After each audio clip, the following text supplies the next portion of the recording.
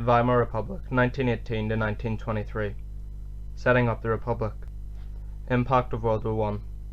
By 1918, Germany had been fighting in the First World War. It was a disaster for Germany as they had 6 million German soldiers dead or wounded. By November 1918, Germany was on its last legs and suffering terribly. Its two most powerful and reliable generals knew Germany would soon lose the war. Prince Max, leader of the ruling coalition, was forced to tell the Kaiser that Germany would have to surrender. The military were losing the war and the Allies were on the brink of invasion. The economy was struggling to keep the growing population fed and to keep the industries working. There was political protest for peace and there was a growing fear of a communist revolution.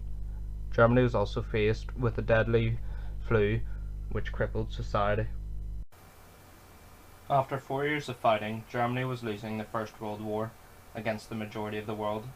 Over 2.5 million German soldiers were killed and another 4 million wounded. Many Germans were tired of war and just wanted peace.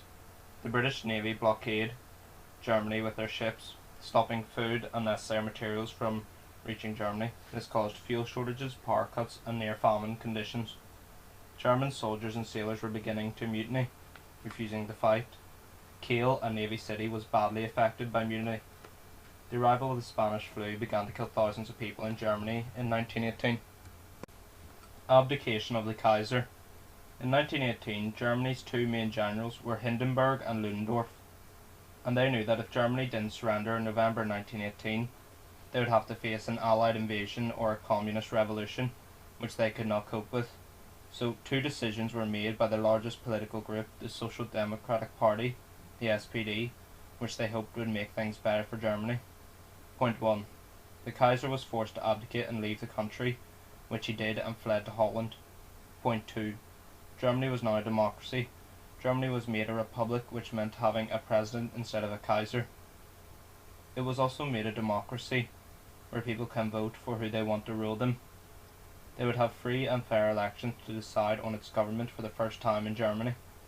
This was new to the German people, as Germany was almost an autocracy when the Kaiser ruled. The SPD also believed that Germany becoming a democracy would lead to a gentle punishment from the Allied forces. Stab in the back myth. Hindenburg and Ludendorff both agreed on a democracy for multiple reasons. The two generals hated democracy but knew that the Allies, especially USA, may deal a bit fairer with a democratic Germany. They are also very scared of Germany becoming communist. In November 1918, there were strikes and protests around Germany which were heavily backed by communists. The generals didn't like democracy but they hated communism more. They also knew that the first decision the democratic government would have to make was the decision, which was unpopular among some, to surrender and tell the country that Germany had lost. The generals were right, as the new democratic SPD government surrendered on the 11th of November 1918. This led to become what known as the stab in the back myth. This myth was unpopular with the Germans, as many Germans were shocked that they surrendered. This was confusing to the German people, as no enemy troops had invaded, so they did not believe they had lost the war. This belief in Germany was not actually losing the war led to believe that Germany was betrayed by the New Democrats and Communists at home in Germany. The Democrats became known as the November criminals, even though they had no other option than to surrender. This weakened the Weimar Republic from the very start.